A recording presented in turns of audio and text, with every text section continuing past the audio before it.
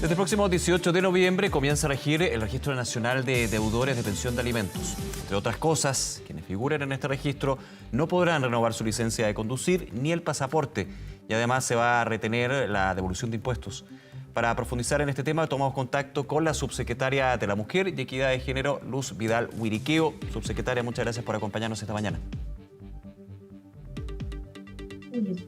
Muy buenos días, Nicolás. Un gusto poder estar comunicando a la ciudadanía lo que va a significar este Registro Nacional de Deudores.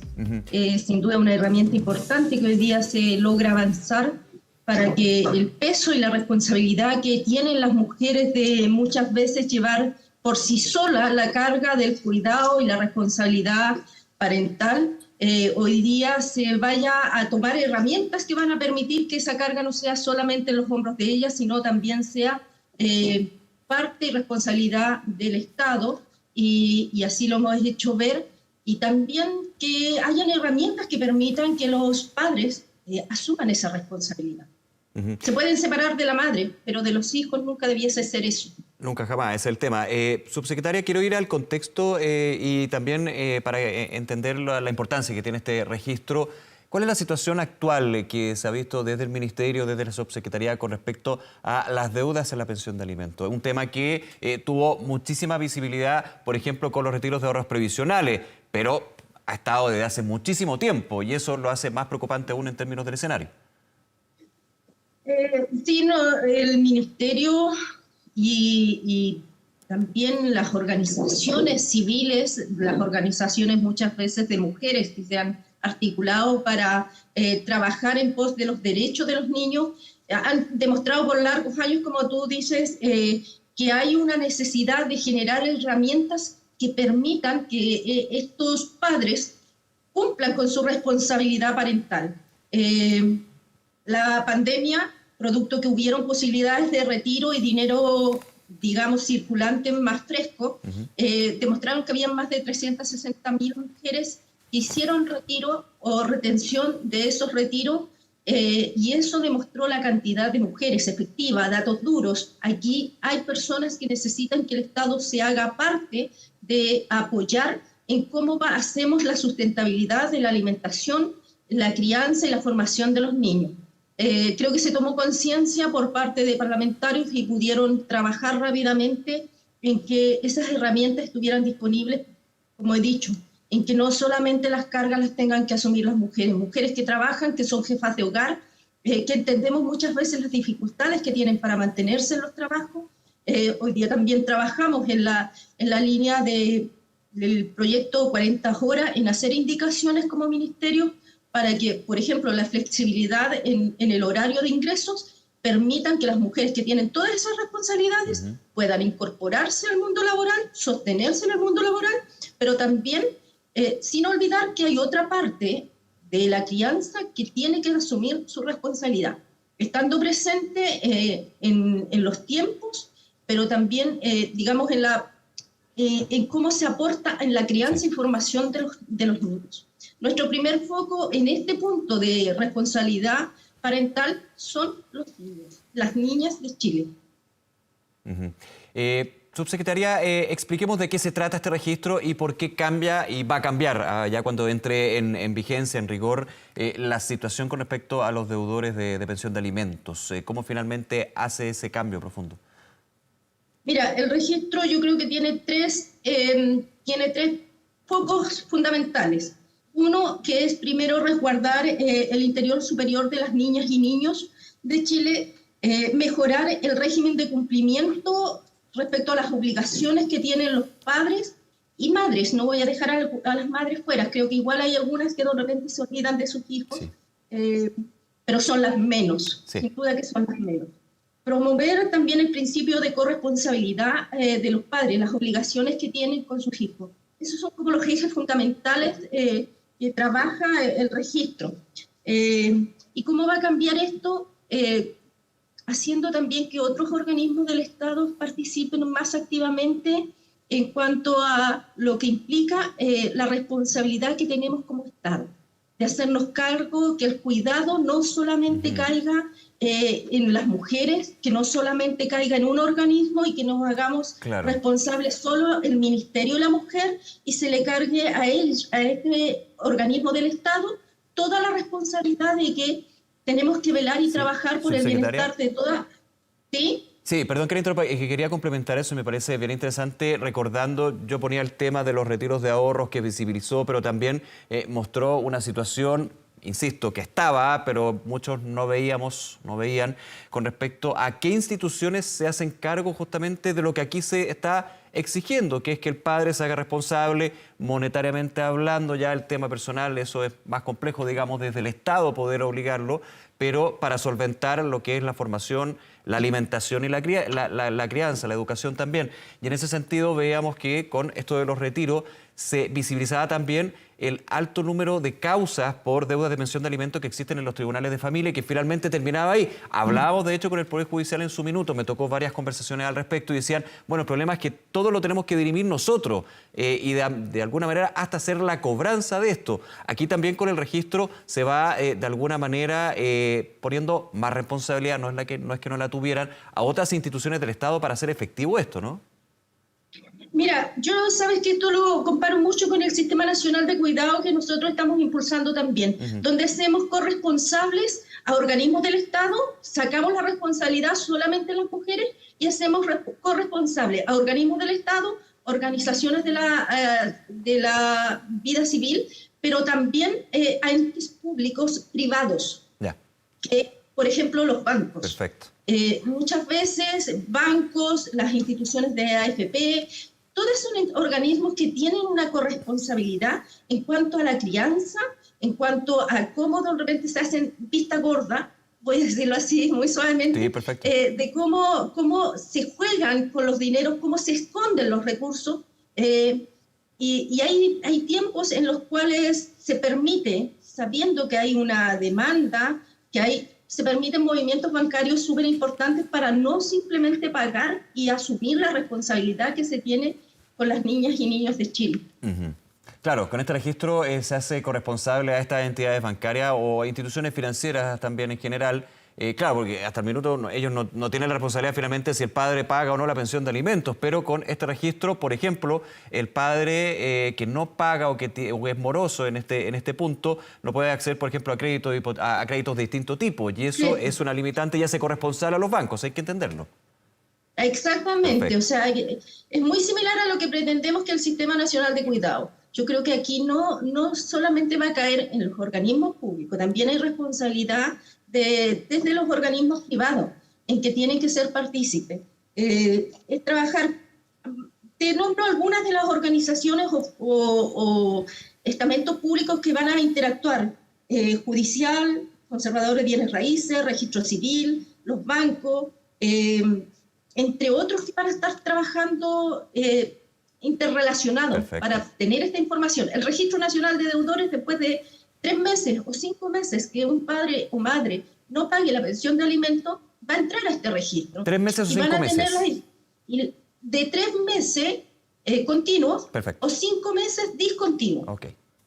Que no paguen la pensión van a entrar a este registro. Lo va a tener a su cargo el registro civil y después se envían, ordenado por supuesto por tribunales, que para una persona no pagó, entra en la calidad de deudora, va a pasar por tribunales y es decretado para que el registro civil los incorpore a esta lista.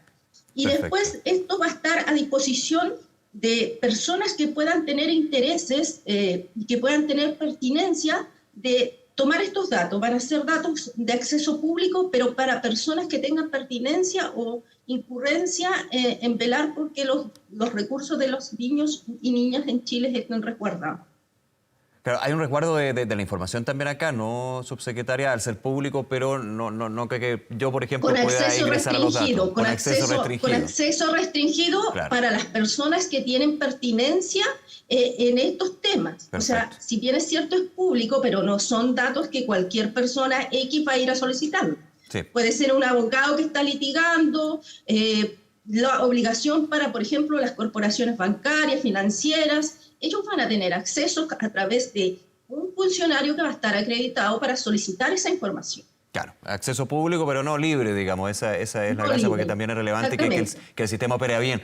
Quería preguntarle, y usted da un dato que es bien relevante, ¿son 3 meses continuos adeudados o 5 meses descontinuados donde hay una deuda y la persona llega al registro de deudores? ¿Quién tiene que notificar esto? ¿La madre?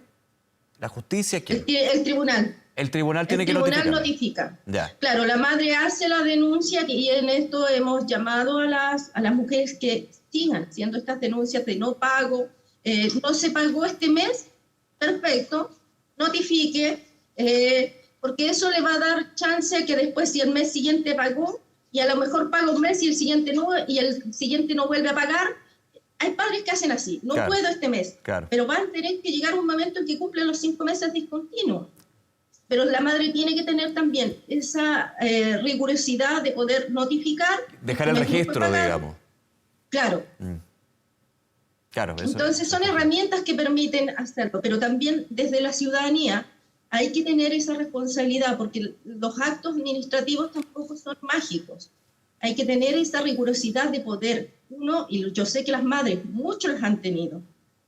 Por años han muchas padres que tienen claro que hace seguir. 5 o 6 años no le han pagado la pensión de alimentos. O sea, Sí. hemos escuchado casos así que son terribles. Exactamente. Sí, y acá no se castiga a las madres, son los niños quienes tienen de repente malos accesos a educación, tienen falta de recursos en la alimentación, tienen de repente la problemática de no poder acceder de repente a planes de salud que le van a permitir hoy día una operación o situaciones. Las madres se tienen que endeudar, tienen que sufrir solas. Entonces, ya la crianza de por sí es muy dura, es muy fuerte. Sí. El tema del cuidado ya es por sí una situación compleja, pero cuando lo tienen que asumir solas y muchas veces golpeando puertas, es para ellas muy doloroso, porque también tienen que ver y tratar de que su hijo no tenga una situación o una visibilidad tan negativa de quién es su progenitor. Hemos encontrado con situaciones como esas, que donde las madres lloran solas porque tampoco quieren generar una visión tan negativa de su padre.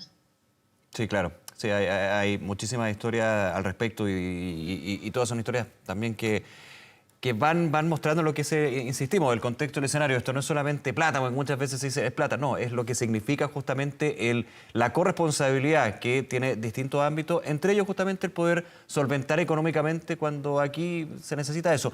Subsecretaria, quería ir a un punto, creo que es bien importante. Usted nos explicaba muy bien lo que va a ser este registro y que comienza ya a regir a partir del 18 de noviembre, a funcionar, podríamos decir. En ese punto, lo que hace es, no sé si el concepto correcto es disuasivo, pero sí obligar finalmente a que se pague la pensión de alimentos. Ahora, cuando hay una deuda, poníamos el caso, 5 o 6 años más, ¿cuáles son y si hay mecanismos para que de alguna manera ese padre pueda cumplir con su obligación? Porque uno entenderá que si estamos hablando de 5 o 6 años, millones y millones, pedir de una que se pague eso, una entelequia, digamos, sería lo ideal, pero eso hay que tratar de alguna manera que el sistema también permita que el niño y la niña tengan ese dinero para cumplir con sus necesidades, ¿no? ¿Cómo se hace eso?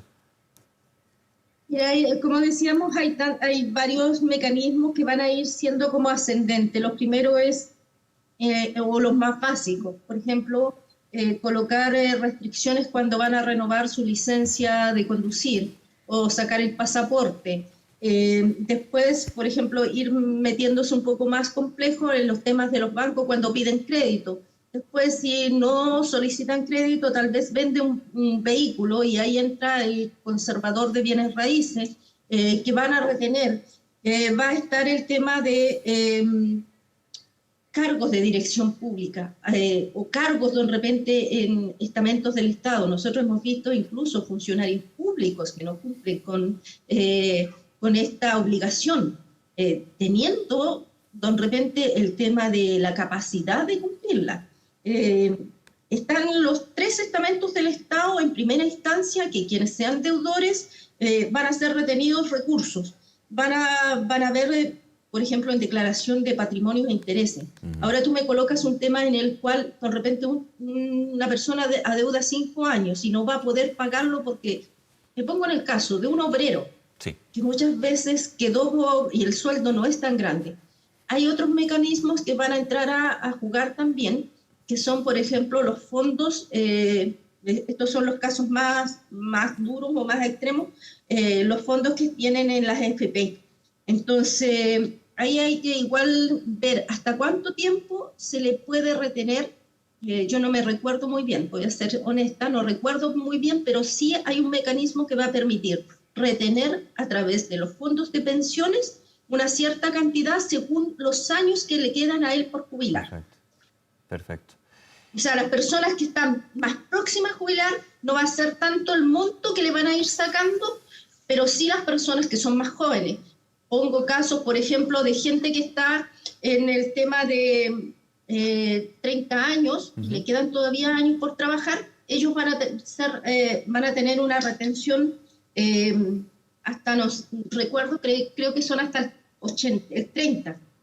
No, perdón. Aquí me pasaron un datito. Y es hasta el 50% a las personas que le faltan 15 años o más para jubilar. Perfecto. Claro, para justamente Entonces, cumplir con el objetivo, que es llegar con los recursos a los niños y niñas. Llegar con los recursos a los niños, pero también sin olvidar que muchas veces estas personas, por formación, por falta de cultura, por falta de entendimiento de lo que implica o lo que han dejado de hacer, tampoco se les va a castigar cuando estén al borde de jubilarse, porque esas pensiones tampoco hoy día les permiten a ellos lograr sobrellevar una vida digna. Hay que saber conjugar las dos etapas extremas de la vida, proteger a la niñez y proteger al adulto mayor, a la persona. Sí. Y personas que están muy cercanas ya de jubilar, la verdad es que es difícil castigarlo. Yo creo que hoy día la educación que debemos hacer, lo preventivo que debe ser, hoy día nosotros desde el Ministerio trabajamos las nuevas masculinidades. Es entender o es demostrar que muchas veces estos temas no se han conversado en la sociedad. La importancia que tiene el poder, desde los hombres, poder incorporarse en la crianza, poder entender que no es responsabilidad de la mujer.